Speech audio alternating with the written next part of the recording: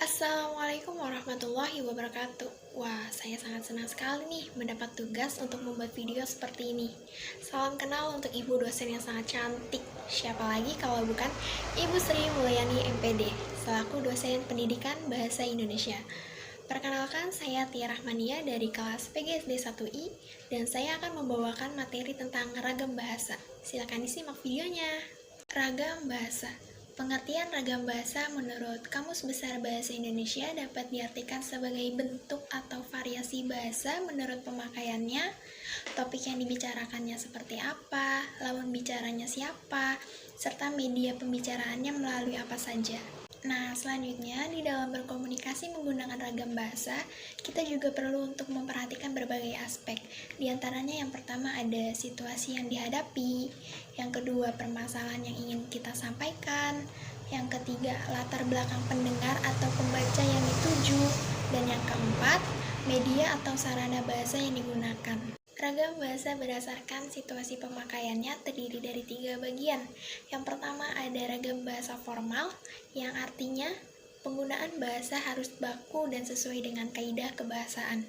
Yang kedua ada ragam bahasa semi-formal, yang artinya bahasa yang digunakan harus baku dan sesuai dengan kaidah kebahasaan, namun tidak secara konsisten penggunaannya.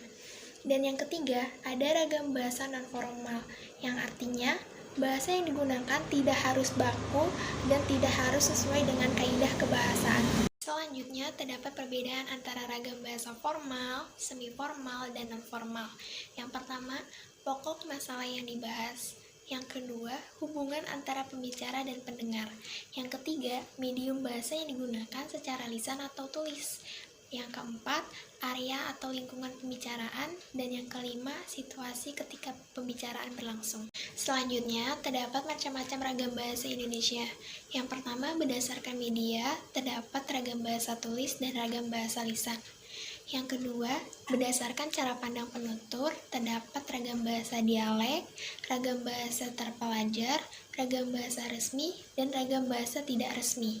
Selanjutnya, berdasarkan pokok pembicaraannya, terdapat ragam bahasa undang-undang, ragam bahasa jurnalistik, ragam bahasa ilmiah, dan yang terakhir ada ragam bahasa sastra. Selanjutnya, terdapat tabel perbedaan ragam bahasa menurut pengungkapan atau media pembicaraan. Ragam bahasa lisan yang pertama, menghendaki adanya lawan bicara. Contohnya seperti kita saat berbicara, maka kita membutuhkan respon atau timbal balik dari lawan bicara kita.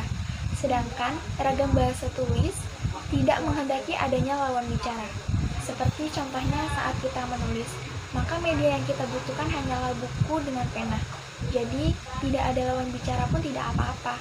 Selanjutnya ragam bahasa lisan yang kedua, fungsi gramatikal seperti subjek, predikat, dan objek keterangan tidak selalu dinyatakan dengan kata-kata.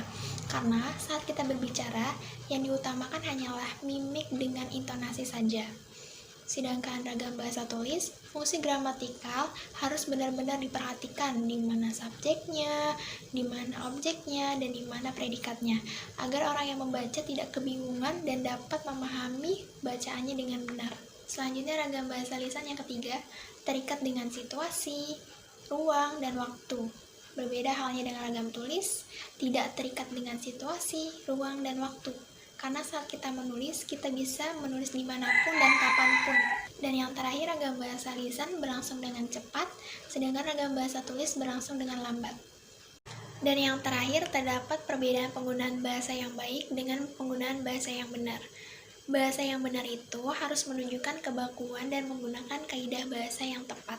Sedangkan bahasa yang baik itu digunakan sesuai dengan situasi keadaan kita dan tidak mengutamakan kebakuan serta kaidah bahasa yang baik. Sekian penjelasan dari saya, kurang lebihnya mohon maaf, dan terima kasih sudah meluangkan waktunya untuk menonton video ini. Wassalamualaikum warahmatullahi wabarakatuh.